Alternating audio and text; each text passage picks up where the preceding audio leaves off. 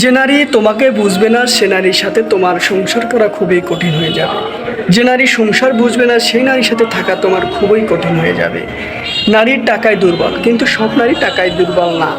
আমরা বিগত দিনে দেখতে পেয়েছি যে অনেক আবাসিক হোস্টেলে ধরা পড়েছে, এখান থেকে শুরু করে নিয়ে ঢাকা পর্যন্ত, ঢাকা থেকে শুরু করে নিয়ে বিভিন্ন শহরে হোস্টেলগুলোতে আমাদের সাধারণ ছাত্ররা, বৈষম্য বিরোধী ছাত্ররা এগুলো ধরে দিয়েছে পুলিশদেরকে এবং আইনের আওতায় দিয়েছে।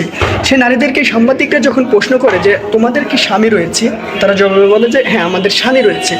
তখন সাংবাদিক আবার প্রশ্ন করে যে তোমাদের স্বামীরা কি তোমাদেরকে ভাত কাপড় দেয়? তারা জবাবে বলে যে হ্যাঁ আমাদের স্বামীরা আমাদেরকে ভাত কাপড় দেয়। যখন সাংবাদিক প্রশ্ন করে তাহলে তোমরা এখানে কেন, তখন তারা কোনো উত্তর দিতে পারে না এবং বলে আমরা জানি না।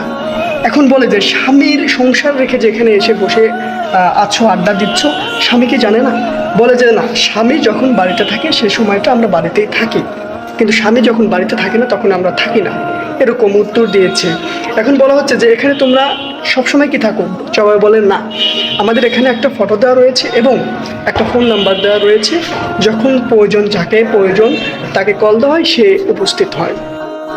এখানে উপস্থিত হয়ে সেই নারীগুলো কি করে? সেই নোংরা কাজগুলো করে এবং সেই অবৈধ কাজগুলো করে কিছু টাকা ইনকাম করে এবং এই টাকাগুলো কিন্তু স্বামীর সংসারে ব্যয় হয়। কারণ স্বামী তোমাকে যদি পরিপূর্ণ সব কিছু দিয়ে থাকে তাহলে তুমি এই ব্যবসা কেন করো? তুমি এই ব্যবসা করো তোমার পোশাক কেনার জন্য, তুমি এই ব্যবসা করো তোমার সন্তানকে ভালো কাপড় চোপড় কিনে দেওয়ার জন্য, তুমি এই ব্যবসা করো কী জন্য? তুমি এই ব্যবসা করো তোমার স্বামীকে বাজার করে দাও, এই জন্য। তোমার স্বামী তোমাকে যদি পরিপূর্ণ দিয়ে থাকে তাহলে তুমি এই কাজ কেন করবে? এটা। আর স্বামী যদি সেই ক্ষেত্রে দুর্বল হয় তাহলে তুমি স্বামীকে ওষুধ খাও, তোমার স্বামী ঠিক হয়ে যাবে। কিন্তু এইগুলো কাজ করে তুমি তোমার বাবা মাকে ছোট বানিয়ে সমাজে রেখো না, কারণ তোমার বাবা মা ভালো মানুষ। তুমি খোঁজ নিয়ে দেখো, তোমার বাবা মা অত্যন্ত ভালো মানুষ, কিন্তু তুমি এই কাজগুলো করে তোমার বাবা মাকে ছোট বানাইতেছো।